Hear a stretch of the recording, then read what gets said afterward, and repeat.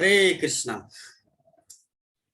तो आज हम लोग जगन्नाथ बलदेव सुभद्रा महारानी किस प्रकार इस जगत में आए उसके बारे में डिटेल में जानेंगे। हम लोग पिछले प्रसंग में सुने किस प्रकार नारद मुनि का भेंट हुआ भगवान श्री कृष्ण का और द्वारका में, और नारद मुनि को वचन दिया भगवान श्री कृष्ण कि आपकी इच्छा की पूर्ति के लिए मैं कलियुग में जगन्नाथ बलदेव सुभद्रा महारानी के रूप में प्रकट होऊंगा।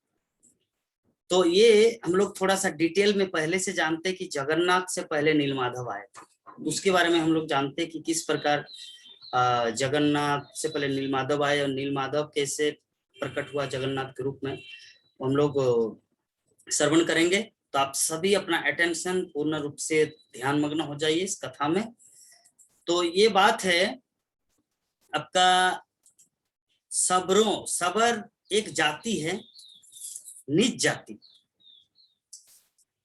जाति है, सबरों का एक समाज है उत्कल प्रदेश में। उत्कल मतलब उत्कल का अर्थ होता है उड़ीसा को उत्कल कहा जाता है। हाँ, तो नीलगिरी पर्वत में नीलमाधव कैसे प्रकट हुआ हम लोग यद्यपि देख लिए यहाँ पर अभय चरण सीरियल में गुरु महाराज को दिखाए, फिर भी हम लोग और थोड़ा डिटेल जानेंगे तो प्रसंग में ही। तो सबरों का समाज जैसे चंडाल समाज होता है, चंडाल मतलब सबसे नीच, उसी प्रकार उड़ीसा में सबरों का समाज, सबर मतलब सबसे नीच, शूद्र, जो ब्राह्मण क्षत्रिय शूद्र है तो शूद्र से भी जो आदम उसे कहा जाता है सबर। तो वो लोग गांव में, नगर तो उस समय नहीं था, लोग इस जंगल से उस जंगल, उस जंगल से इस जंगल, इस तरह करके वो अपनी जीवनचर्या को वो लोग बिता रहे थे। तो उनमें से जो प्रमुख था वो है बिस्सा बसु, जैसे हमारे मुखिया होता है गांव का प्रधान। तो उसी प्रकार बिस्सा बसु जो है, बिस्सा बसु बोल के एक प्रधान थे जो उन सबको गाइड करते थे कि आज हम लोग को रात में कहाँ रुकना है। और उन लोगों का घर भी नहीं था, जिसे बोलते अघरी, अघरी बोलते हैं। अघरी का अर्थ होता है उन लोगों का घर नहीं होता, जस्ट कभी यहाँ पर ठहरे तो कभी दूसरे जगह ठहरे, वो लोग बस भटक रहे हैं। हाँ, तो इस प्रकार वो जाते जाते एक जंगल में वो सभी रुक गए। रात की बात है, तो रात में बिस्सा बसु सो रहे थे।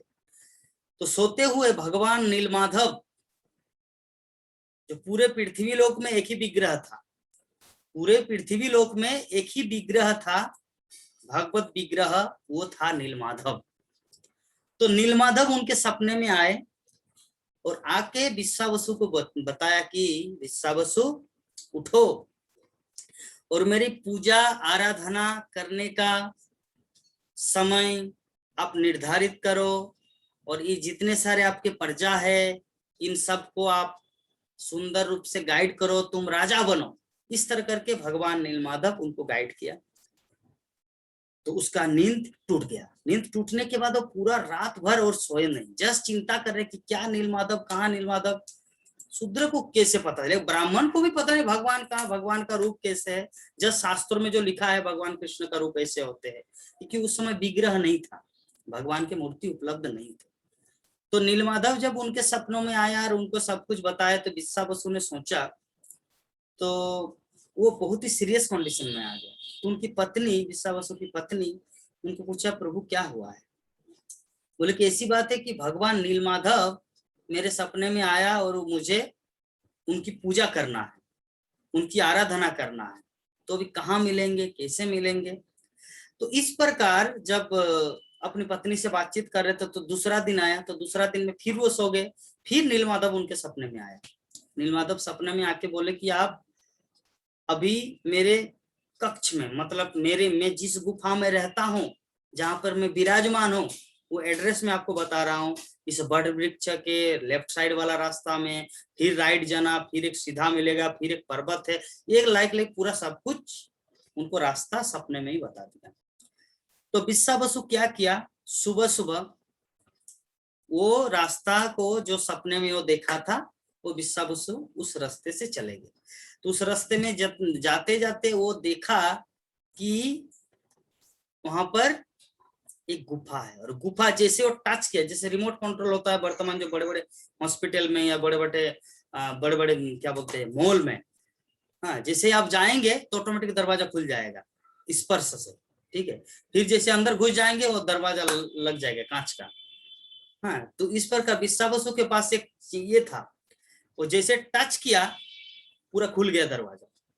तो बिस्सा बसु अंदर चले गए और फिर बाहर से बंद हो गया ताकि कोई व्यक्ति अंदर आ न पाए। तो बिस्सा बसु जाके भगवान का ये रूप देखकर इतना प्रभावित हुआ कि वो सोच ही नहीं पा रहे कि भगवान इतना सुर, इतना रूप, इतना मतलब ब्यूटीफुल, सो ब्यूटीफुल।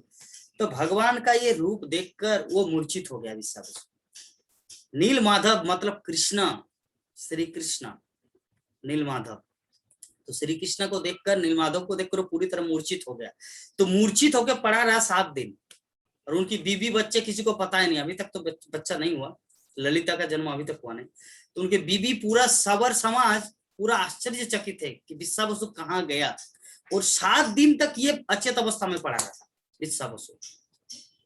तो जब भगवान नीलमाधव वो विग्रह था, उनके मतलब वो ये दिया, उनको दिव्य रोशनी प्रदान की, तो वो पूर्ण चेतन पूर्ण रूप फिर से जाग गया, वो जागृत अवस्था में है, और हाथ जोड़ के भगवान से प्रार्थना करने लगा।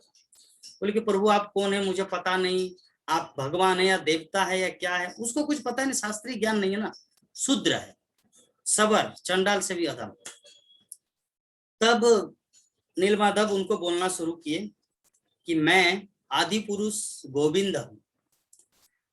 तो भगवान नीलमाधव क्या किया, जितने सारे अवतार है, 24 अवतार, मत्स्य अवतार, हंस अवतार, बरा अवतार, कुर्म अवतार, मीन अवतार, मोहिनी अवतार, कृष्ण अवतार, बलराम अवतार, राम अवतार, नृसिंह अवतार, जितने सारे भगवान के 24 अवतार या बाकी जितने सारे अवतार, सब तत्वों का ज्ञान बिस्सा बसु को प्रदान किया। तो बिस्सा बसु को जब ये सब ज्ञान प्रदान किए, तो बिस्सा बसु जस्ट हाथ जोड़ करके सुन ही रहे थे। तो सुनते सुनते बोले कि प्रभु मेरे लिए आज्ञा क्या है।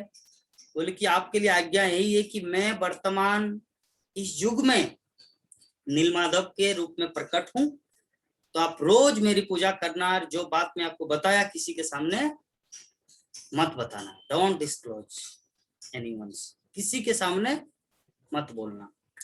तब भगवान नीलमाधव जब बिस्सा बसु के सब ज्ञान दिए, तो 7 दिन बाद वो घर लौटा, और घर लौटने के बाद अपनी पत्नी से बातचीत की कि देखिए आप मेरी धर्म पत्नी है, इसलिए मैं एक रहस्य बता रहा हूँ, ताकि आप कभी भी बैड फीलिंग ना करें, क्योंकि रात 12 बजे मुझे रोज कहीं पर जाना है, ताकि आपके मन में ये फीलिंग ना हो कि मैं आपको छोड़कर किसी दूसरे के पास जाता हूँ, क्योंकि पत्नी के पास तो छुपा नहीं सकता ना, पत्नी दूसरे नेगेटिव डाउट करेंगे, अरे बाबा मैं इनकी पत्नी रहते हुए किसके पास जाते रात को, इसीलिए वो पत्नी को अपना कर्तव्य समझकर बता दिए कि देखिए मुझे एक ड्यूटी मिला है, सेवा मिला है, भगवान नीलमाधव इस जगत में विराजमान है गुफा के अंदर, तो मुझे हर रात को जाना है भगवान का दर्शन करने के लिए, तो अतएव आप मेरे लिए कोई भी नेगेटिव थॉट मत करें, दैट्स माय रिक्वेस्ट, ये मेरा आपसे अनुरोध है। तब अपनी पत्नी को सब कुछ समझा दिए। फिर दूसरा दिन एक मीटिंग, एक बैठक बुलाया गया। तो बैठक में सभी को बताए कि देखिए हम सब इतना दिन तक सारा जगत में भटक रहते अघरी की तरह, हमारा ना कुछ घर है ना कुछ ये है, हम लोग जंगल में रहते हैं तंबू बना के। तो आज से ये मेरा आदेश है, निर्देश है, उपदेश है, और मेरा सुझाव है कि हम लोग यहाँ से और आगे नहीं जाएंगे। अभी प्रश्न उठ सकता क्यों नहीं जाएंगे, कि इतने दिन तक वो लोग सिर्फ जंगल, ये जंगल से वो जंगल सिर्फ भटक रहे थे सबर समाज, लेकिन यहाँ पर क्यों वो लोग स्थापित, मतलब हमेशा के लिए रहेंगे। ये वो डिस्क्लोज किसी के सामने नहीं करेगा, क्योंकि भगवान नीलमाधव उनको वचन दिया है कि मेरा जो आपने रूप देखा मेरी पूजा करेंगे, लेकिन ये बात किसी को नहीं बताना। तो किसी को नहीं बताना भगवान बोले, इसीलिए वो विश्वावसु क्या बोले, अगर किसी को आपत्ति है तो वो सब मेरा साथ छोड़ सकते हैं, लेकिन अगर किसी को रहने की इच्छा है तो सभी मेरे साथ रहिए, हम लोग मिल के रहेंगे और हमारा घर होगा घर। तो सभी हा कर, घर घर क्या होता है, किसी को पता ही नहीं घर क्या होता है। सबर ऐसा समाज, वो लोग वन में रहते हैं, जंगल में रहते हैं, तो घर के बारे में अभी भी त्रिपुरा के जंगल में ऐसा कुछ कुछ है आदिवासी। हाँ, भक्ति पुरुषोत्तम स्वामी महाराज इसको मायापुर से जाते हैं, हाँ, आपका ट्राइबल प्रीचिंग करने के लिए आसाम। हमारे राधा माता जी तो शायद ज्यादा जानते होंगे, खेल है ना, वहाँ अभी भी ट्राइबल है जो तो मतलब पेड़ में रहता है। मेरा एक अपना दोस्त है राजेश, जो अभी वृंदावन इस्कॉन में है, वो बोले कि मैं मतलब पेड़ पे रहता था। तो मैं बोले कि हट, क्या बकवास करते, पेड़ में कोई रह सकता मनुष्य। अरे जगन्नाथ ये है, उनका नाम है राजेश, वो एक्चुअली गुवाहाटी का है, आसाम का। तो वो अभी वृंदावन इस्कॉन में है। एक ही साथ हम लोग ब्रह्मचारी ज्वाइन किए थे हमारे मायापुर में 2014 में। तो वो अभी वृंदावन में रहने लगा और मैं मायापुर में। तो वो बोले कि मैं पेड़ में रहता था। मैं बोले कि चुप, ऐसे बकवास बंद करो, आप मुझे झूठ मत बोलो। बोले कि हाँ, आसाम त्रिपुरा वो सब आदिवासी इलाका में ऐसा होता है। तो सेम घटना, ये सत्य युग की बात है, अनेक अनेक कल्प की बात है, ठीक है। तो ये सबर राजा उन सबको बताए, अभी तक राजा हुआ नहीं, जस्ट मुखिया लाइक दैट। तो सबको बताए कि देखो हमारा घर होगा घर।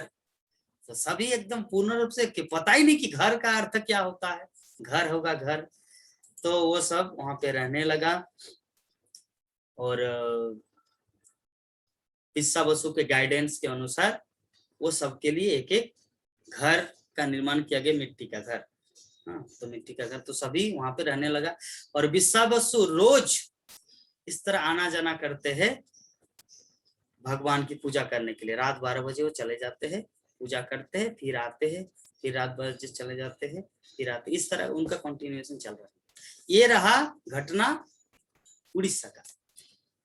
और इधर महाराज इंद्रद्युम्न की बात है। महाराज इंद्रद्युम्न कहाँ रहता, अवंतीपुर मीन्स उज्जैन, मध्य प्रदेश। तो अवंतीपुर में महाराज इंद्रद्युम्न की सभा में कुछ नृत्यांगनाएं नाच रही थी।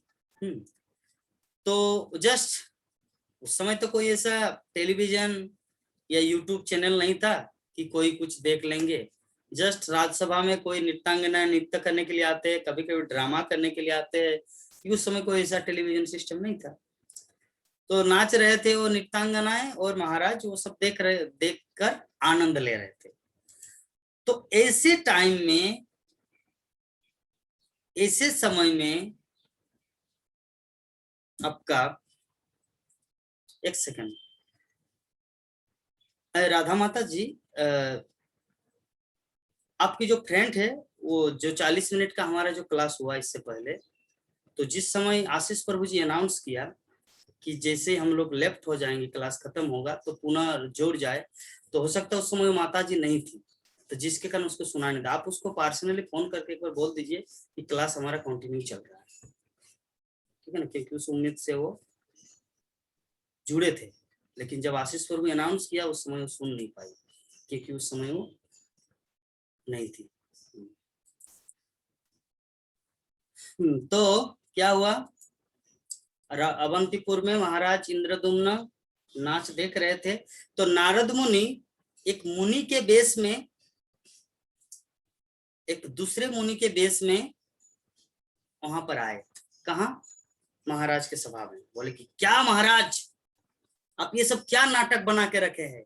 पता है आपके जो पूर्वज वो सभी भगवान विष्णु की आराधना करते हुए आ रहे हैं और आप यहाँ पे रंगरलियां बना रहे हैं। कुछ आपका होश ठिकाना है कि नहीं?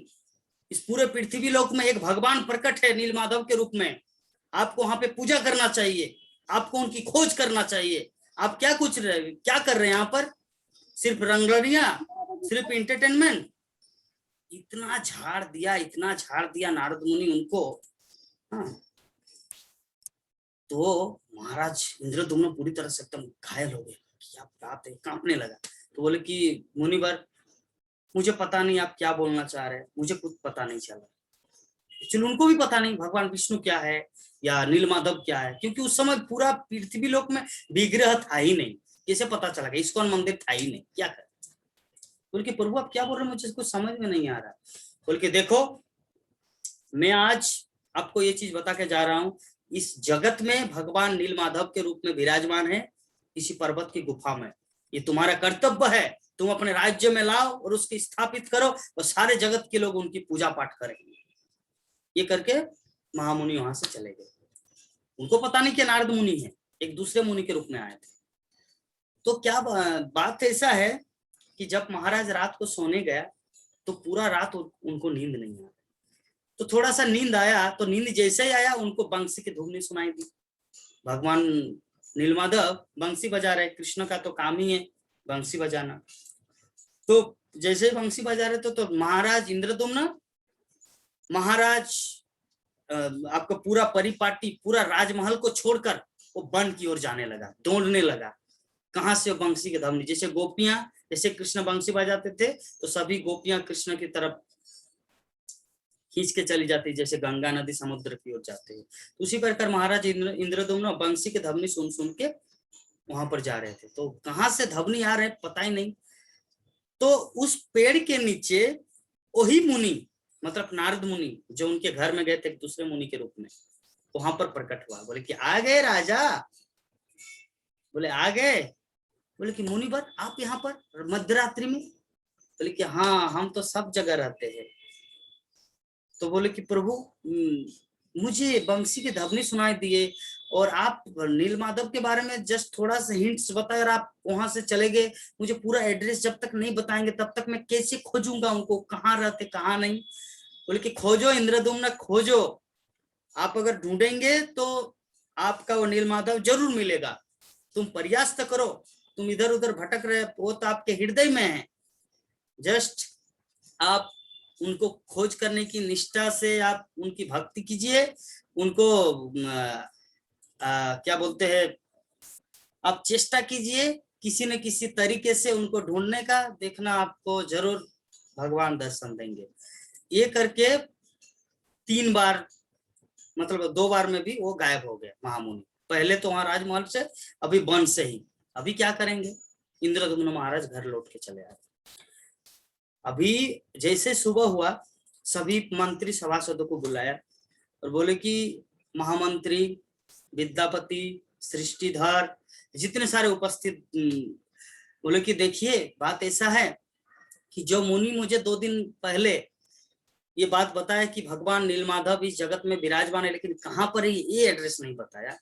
तो कृपा करके इसकी कार्रवाई की जाए कि भगवान कहां पर विराजमान है, इनकी खोज किया जाए। तो जैसे देखिए हर चीज तो सेंटिमेंटली इमोशनली कुछ तो मिलता नहीं, जिसके कारण हम लोग को प्रैक्टिकली रूप से कुछ उद्यमी कार्य करना होगा। क्या? तो मंत्री महामंत्री ने पूछा महाराज इंद्रदुम्न को, प्रभु तो क्या किया जाए? बोले कि आप सभी 10 दिशाओं में फैल जाओ वहां पे, क्योंकि महामुनि बोल के गए हैं कि नीलमाधव नीलगिरी पर्वत के गुफाओं में। तो उस समय तो ऐसा गूगल नहीं था या गूगल मैप कि नीलगिरी जैसे लिखेंगे आ जाएंगे तो उड़ीसा के प्रांत में, इंडिया में, महासागर के सामने। वैसा कोई सिस्टम नहीं था और ना ही कोई जोगाजोग था। अगर मान लीजिए कि कहीं पर कुछ घटना और तक 3 महीने बाद उसको लेटर मिलता था, पत्र। हाँ, तो इसीलिए उस समय बहुत डिफिकल्ट था, फोन का भी कोई जोगाजोग नहीं। तो इसके कारण क्या किया महाराज इंद्रदुम्न ने, सभी को अलग अलग दिशाओं में भेजा। किसी को दक्षिण दिशा में तिरुपति बालाजी पर्वत, किसी को आपका पश्चिमी दिशा द्वारिकाधीश उस साइड में, फिर आपका बद्री का साइड उत्तराखंड, ऐसे जगहों में भेजा, अलग अलग दिशाओं में भेजे। विद्यापति सृष्टिधर को भेजा आपका पूर्वांचल में, जैसे उड़ीसा, पश्चिम बंगाल इस साइड में, उत्कल प्रदेश। तो महाराज इंद्रदुम्न सबको अलग अलग दिशाओं में सेनापतियों को भेज दिया। तो इसके बाद अभी इधर की बात जो है कि विश्वावसु रोज भगवान की पूजा करते हैं। तो उससे पहले एक छोटा सा घटना ये घटा कि विश्वावसु की जो पत्नी है, उनकी पत्नी मतलब उनकी एक बच्ची हुई, बच्ची मंस उनका नाम रखा गया ललिता। तो जैसे ललिता को जन्म दिए, विश्वावसु की पत्नी इस जगत से विदा ली, मतलब मर गई। तो जो धाइमा थी, धाइमा, तो धाइमा का नाम है सुकुमारी। तो सुकुमारी एक लड़के से प्यार करती थी, लड़का का नाम है चिंतामणि। तो उन दोनों का प्रेम इतना ही मतलब दृढ़ता था कि किसी भी स्थिति में उसको तोड़ा न जाए। तो अभी ऐसी स्थिति में विश्वावसु बन गया राजा, सबर साम्राज्य का सबर जो साम्राज्य है उनका मुख्य नेता राजा बन गया। और उनकी घर में बेटी हुई और माँ मर गई, अभी कौन उसको संभालेंगे? अभी राजा का तो बहुत सारा दायित्व होता है, तो उनको कौन ये करेंगे? तो सुकुमारी जो थे धाई, वो बोले कि मैं इनकी देखभाल करूंगी। तो सुकुमारी क्या किया, वो बेटी को लालन पालन किया, उनको दूध, मतलब दूध तो खुद नहीं पिला पाएंगे, दूसरे जगह से किसी के द्वारा उनको दूध पिलाने का बंदोबस्त, उनको खाना खिलाना, ऐसे करके उनको। तो एक दिन चिंतामणि उनसे भेंट करना चाहा कि मुझे सुकुमारी से भेंट करना है। तो सुकुमारी तो सब समय तो राजमहल में, राजमहल नहीं, राजा के घर में, वहां पे सबर समाज में राजमहल कहाँ है? तो अभी सुकुमारी के पास तो एक लेटर तो देना है। तो एक माता जी वहां पर पानी भरने के लिए आए थे, और चिंतामणि है आपका वो व्यक्ति विशेष का नाम है, सुकुमारा है उनका गर्लफ्रेंड। तो माता जी को बोले कि माता जी एक काम कीजिए ना, मेरी जो वो सुकुमारी है उनसे थोड़ा बात करना है मुझे, तो अगर आप थोड़ा सा कृपा करें तो उनको थोड़ा बोल देना। तो माता जी जाके बोल दी सुकुमारी की, सुकुमारी आपसे चिंतामणि भेंट करना चाह रहे कि क्योंकि दोनों का तो उम्र हो गया शादी करने का, तो वो भी आपको शादी करना चाह रहे, कि ऐसी अवस्था में आप क्या करें? तो बोले कि ठीक है, आप मीटिंग में उम्मीद करूंगा उनसे मिलने का। ठीक है, तो क्या किया, सुकुमारी एक दिन टाइम निकालकर चिंतामणि के पास आए। बोले कि चिंतामणि बोलिए क्या बात है? बोले कि सुकुमारी, आपको तो पता है हम लोग बरसों से, बचपन से ही एक दूसरे से प्यार करते हैं, you love me I love you, किंतु अभी अवस्था है कि हम लोग दोनों एज में आ गए, शादी करने के एज में। तो अभी हाल ऐसा है कि अगर हम लोग शादी न करें, ना मैं किसी दूसरे लड़की से शादी कर सकता हूँ, न तुम मुझे छोड़कर किसी दूसरे से शादी कर सकते, अभी हम क्या करें? बोले कि देखिए चिंतामणि, बात ऐसा है ना, मैं अभी एक रिस्पॉन्सिबिलिटी में फंस चुका हूँ, क्योंकि राजा की लड़की हुई है ललिता, और ललिता को मैं माँ का प्यार दे रही हूँ, और अगर एक माँ तो उनको छोड़कर चली गई, अगर मैं भी उनसे मुंह मोड़ लूं तो सच में वो अपने जीवन यापन नहीं कर पाएंगे, और कहने का अर्थ राजा भी भटक जाएंगे और इनका भी परवरिश अच्छी तरह नहीं होगा।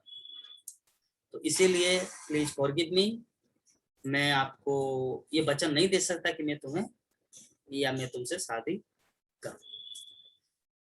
तो ये सब बात सुनकर चिंतामणि क्या एकदम जैसे वज्र पहाड़ टूट गया। तो चिंतामणि अभी क्या करे? तो बोले कि चिंतामणि देखिए, अभी ललिता का जागने का समय हो गया, मैं अभी जा रहा हूँ। तो सुकुमारी क्या किया, ललिता के पास चले गए, तो छोटे बच्ची के पास। तो फिर उस दिन तो अनकम्प्लीट, पूर्ण रूप से तो कंप्लीट नहीं हुआ बात। तो नेक्स्ट दिन और एक दिन मीटिंग बुलाया। बोले, तो सुकुमारी बोले देखिए मेरे पास समय नहीं है, मैं नहीं जा सकता। बोले कि नहीं फिर भी जाना है, लास्ट अंतिम दर्शन आपका करना चाह रहा है, आपका क्या डिसीजन है? आप उनसे शादी करेंगे, यस और नॉट, टेल मी। आप नफरत करते हैं या मोहब्बत करते, जो भी है पूरा फाइनल बोल दीजिए। सुकुमारी, तो सुकुमारी एक दिन आए मिलने के लिए। तो अभी क्या करेंगे, एक कोई तो तरीका ढूंढना होगा। अगर तरीका, क्योंकि जो तरीका पहले यूज किए हैं कि हम आपसे शादी नहीं कर सकते, वो तो माने नहीं, अभी तो कोई दूसरा तरीका ढूंढना होगा। तो क्या? तो बोले कि चिंतामणि, सुकुमारी जाके बोले, सुकुमारी वो लड़की बोले कि आप मुझे कितना प्यार करते हैं, how much you love me, आप मुझे थोड़ा बता सकते हैं? बोले कि सुकुमारी, आपकी इच्छा को पूरी करने के लिए मैं आसमान से चांद तोड़ ला सकता हूँ। मैं तुम्हें इतना प्यार करता हूँ, तुम्हारे लिए मैं कुछ भी कर सकता हूँ। तो सुकुमारी एक बात बताए, तो एक काम करो, अब पर्वत के शिखर में, नीलगिरी पर्वत के ऊपर एक कमल का फूल खिला हुआ है, वो कमल का फूल मुझे ला दो। जैसे ही वाला बात बोल दिए, उसका पूरा वज्राघात हुआ। अल्टीमेटली क्या कहना चाह रहे सुकुमारी? सुकुमारी यही कहना चाह रहे कि तुम मुझसे, मेरे जीवन से दूर चले जाओ, क्योंकि नीलगिरी पर्वत मतलब वहां पर जाना, ये कोई ऐसा पहाड़ नहीं है जैसे पर्वत हम लोग देखते हैं, छोटा पहाड़ नहीं है, पर्वत मतलब बहुत बड़ा। और वहां पे जाते जाते या वहां से लौट के आते आते व्यक्ति बूढ़ा बन जाएगा, इस तरह की अवस्था है। अरे आज तो इस तरह 40 मिनट करके क्लास होगा और 10 मिनट है। चलिए फिर 3 सेशन करेंगे। आज ये लास्ट सुकुमारी और चिंतामणि का चैप्टर खत्म करके नेक्स्ट में जगन्नाथ तक पहुंचेंगे। तो सुकुमारी बोल दिए ऐसे, बोले कि वचन दिया कि आप मेरी इच्छा को पूरी करेंगे। और उस दिन क्या किए थे, नीलमाधव का जो माला है ना, वो माला को आकर कसम खिलाए थे, जैसे कैकेयी महाराज दशरथ को कसम खिलाया था कि आप बोलो, प्रतिज्ञा किए है कि जो मैं मांगूंगा वो देंगे। हाँ, तो बोले कि हाँ जरूर देंगे। तो जैसे राम का वनवास और भरत का राज्याभिषेक, तो ऐसे ही चिंतामणि भी किए, क्या बोले, सुकुमारी भी किए। तो चिंतामणि को कसम खिलाया और नीलमाधव का माला। तो अभी चिंतामणि और क्या करेंगे, चिंतामणि चले गए ऊपर पर्वत की ओर, क्योंकि सच्चा प्यार करते हैं ना। सच्चा प्यार में तो ऐसे झूठा नहीं। अच्छा ठीक है, तुम जैसे कितने लड़की है दुनिया में, तुम नहीं आए तो क्या मैं दूसरे से प्यार करूंगा, दूसरे से शादी कर लूंगा। सच्चा प्यार में ऐसा नहीं होता, सच्चा प्यार में सेक्रीफाइस होता है एक दूसरे के लिए। तो सुकुमारी जो है ना, वो भी विवाहित अविवाहित, वो कभी शादी नहीं की। और जो चिंतामणि है वो भी शादी नहीं किए, दोनों ही बूढ़ा और बूढ़ी, वो दोनों एक दूसरे से सेपरेट हो गए। और चिंतामणि कहाँ चले गए, पर्वत श्रृंखलाओं के ऊपर। और सुकुमारी यहाँ पर ललिता का लालन पालन। तो इस तरह धीरे धीरे धीरे धीरे धीरे धीरे धीरे धीरे ललिता बड़ी हुई। ललिता एक ऐसे स्टेज में आए जिस समय शादी कराने का समय आ गया। मीन्स से अबाउट 17-18 साल की हो गई ललिता। तो उधर जो है अवंतीपुर को जो कथा है, उज्जैन में सभी बाकी जो जो दिशाओं में सेनापति सेना को जो भेजे हैं, मंत्रियों को जो भेजे हैं, नीलमाधव कहाँ पर छिपा है, कौन से, क्योंकि नीलगिरी पर्वत तो पता, लेकिन नीलगिरी पर्वत कहाँ पर है वो पता नहीं। विषय वस्तु यहाँ पर छिपा है।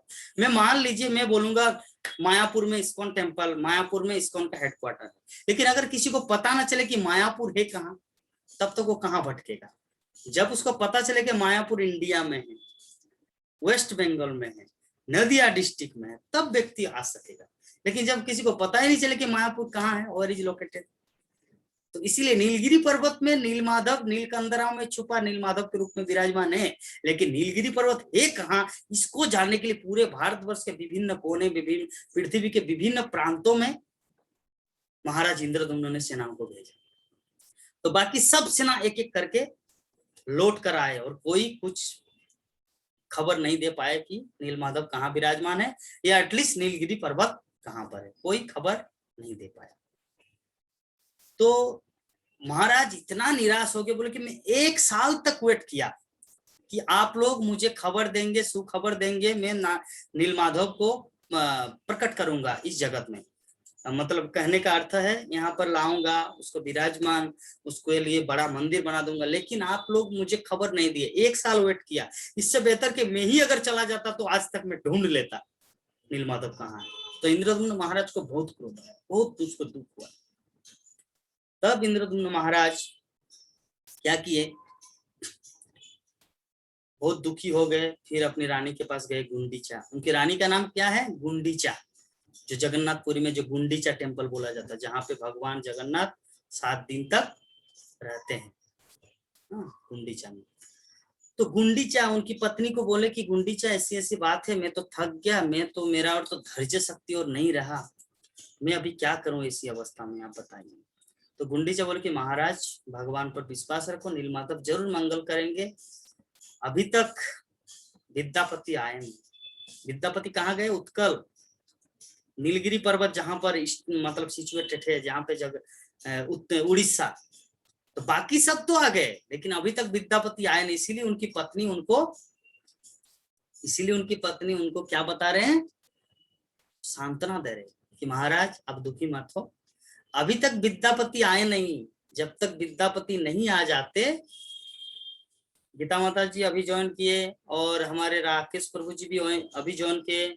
सबको अनाउंस है, जैसे ही हमारा ये जूम मीटिंग 10 मिनट या 5 मिनट के बाद खत्म हो जाएगा, तुरंत इसी लिंक में ज्वाइन हो जाना है, क्योंकि आज हमारा अनलिमिटेड प्लान नहीं है। सभी भक्तों से अनुरोध है, और 5 मिनट के अंदर जैसे मीटिंग खत्म हो जाएगा तुरंत ज्वाइन कर लेना उसी ग्रुप में, जिस ग्रुप में अभी हमारा क्लास चल रहा है। सभी भक्तों से निवेदन है। तो इंद्रद्युम्न महाराज को जैसे ही ये सांत्वना मिले तो इंद्रद्युम्न महाराज को थोड़ा सा राहत मिले। तो कुछ ही दिन के बाद इधर की खबर मीन्स उत्कल की खबर, मीन्स उड़ीसा की खबर। महाराज मतलब विद्यापति और सृष्टिधर तो दूसरे दिशा में चले गए और विद्यापति दूसरे दिशा में, अलग अलग इंडिविजुअली वो लोग ढूंढ रहे कि कहाँ है नीलगिरी पर्वत। तो सृष्टिधर को एक जगह सांप ने काटा। जिसे सांप ने काटा वो तो एकदम पूरी तरह से अचेतन हो गए। फिर वो जो चिंतामणि, वो बूढ़ा जो पूर्व जब सुकुमारी और चिंतामणि जिनका प्रेम था एक दूसरे का, वो चिंतामणि अभी वैद्य बन चुका है। वैद्य मीन्स डॉक्टर, मेडिसिन जो, तो अभी बूढ़ा बन चुका है। वो जो युवक था बेचारा, वो अभी बूढ़ा बन चुका है। तो वो देखा कि एक युवक मीन्स सृष्टिधर विद्यापति के साथ जो आए थे, ये तो यहाँ पे लेटा हुआ है, ये तो पूरी तरह से घायल है, इसको किसी ने सांप ने काटा। तो इस प्रकार उनको ठीक करने के लिए वो दवाई का बंदोबस्त किया। और इधर विद्यापति क्या किए? विद्यापति आगे बढ़ते गए और जाते जाते देखा इधर ललिता, अभी ललिता का सीन है। ललिता क्या कर रही है? अपने सखियों के साथ समुद्र में स्नान करे। समुद्र उस समय नदी था, तो नदी में स्नान कर रही है। तो नदी में स्नान करते करते ललिता बोल रही कि मुझे छुओ, टच मी, मुझे छुओ। तो ललिता सखियों को बोले कि मुझे छुओ, मुझे छुओ। इस तरह करके ललिता धीरे धीरे नदी के गहराई में चले गए। तो वो सभी बोले, सभी सखी, ए ललिता, हम आपको छुएंगे नहीं, आप लेकिन गहरे समंदर मतलब गहरे नदी की तरफ मत जाओ, वहां पे डूब जाओगी। लेकिन नहीं नहीं, आप लोग तो मुझे फंदी बना रहे, मतलब चाटुकारिता करे ताकि आप लोग छुए मुझे ना, आप लोग मुझे छू नहीं पाएंगे। बोले कि नहीं ललिता, ये तुम्हारे जीवन और मौत का सवाल है, रुक जाओ और गहरे पानी में मत जाओ। बोले ना ना ना, मुझे छुओ छुओ। इस तरह करके ललिता एकदम गहरे पानी में डूबी। तो अभी सखियां, वो जितने सारे सखी है, अंशुमान प्रभु जी आपको भी अनाउंस करे, प्रभु जी 40 मिनट का कोटा है, 2 मिनट के बाद जैसे खत्म हो जाएगा पुनः ज्वाइन करना। हाँ, तो अभी क्या किए, वो जो ललिता है वो गहरे समंदर में, गहरे पानी में डूबने लगी। इधर विद्यापति अपने घोड़ा लेकर, घोड़ा को पानी पिलाने के लिए उस नदी में आए। तो वो सभी सखियां चिल्ला रही कि बचाओ बचाओ बचाओ बचाओ, ललिता को बचाओ, मेरी सखी को बचाओ, ऐसे कर। तो विद्यापति देखा एक लड़की डूब रही है। तो अभी विद्यापति क्या किए, अपना जो हाँ आशीष प्रभु जी। जी प्रभु, हरे कृष्णा। प्रभु जी, एक जरूरी अनाउंसमेंट है कि मैंने एक नया ईमेल मतलब लिंक और आईडी पासवर्ड बनाया है, ग्रुप में शेयर भी कर दिया है। तो जैसे ये एंड होता है तो सभी से निवेदन है, कृपया ऑनलाइन श्रीमद् भागवतम ग्रुप अपने व्हाट्सएप ग्रुप में जाएं, और जिन्हें लिंक से जुड़ना है डायरेक्ट वो लिंक से जुड़ सकते हैं, या आईडी पासवर्ड भी अवेलेबल है। वो मीटिंग से फिर हमारा इंटरप्शन नहीं होगा, अनलिमिटेड चलेगी। Thank you. अच्छा ठीक है, चलिए, बहुत सुंदर। भगवान कृष्ण के भक्त जो है आशीष प्रभु जी हमारा सुंदर रूप से अरेंज कर रहे हैं हमारे कृष्ण कथा को कंटिन्यू चलायमान रखने के लिए। तो इस प्रकार वहां पे जैसे बचाओ बचाओ बचाओ बचाओ करने लगे, तो विद्यापति अपना क्या बोलते हैं, जो मुकुट को उतारे, सेनापति है ना, तलवार को रखे और पानी में जंप कर दिया, और पानी में जंप करके वो ललिता को वहां से बचाया, वहां से पानी से उतारे, मतलब उठाए। उठाने के बाद घाट में उसे रखा। हाँ, रखने के बाद उनके पेट में पूरा पानी घुस गया था। अभी क्या कर रहे विद्यापति, पूरा उनके पेट को दबा रहे, जैसे पेट में दबा रहे पेट को, तो सीधे ललिता के पूरा पानी निकल रहा है। जैसे पेट को दबा रहे तो ऐसे करके करके उनका पेट में जितने सारे पानी थे वो पानी सब निकल आने के बाद वहां पे जितने सारे सखियां थी, सखियां तो घेर, मतलब गोल घेरा, जैसे ताश खेलते हैं ना, गोल घेरा, तो गोल घेरा करके मतलब वो सखियां उपस्थित थे। और विद्यापति को डायरेक्ट जैसे ललिता आंख खुलेगी तो डायरेक्ट विद्यापति का दर्शन हो, ठीक है, क्योंकि सखियां सब उनके माथे के साइड पे है, मतलब ललिता के माथे के साइड पे विराजमान है। और जो ये है विद्यापति, वो चरणों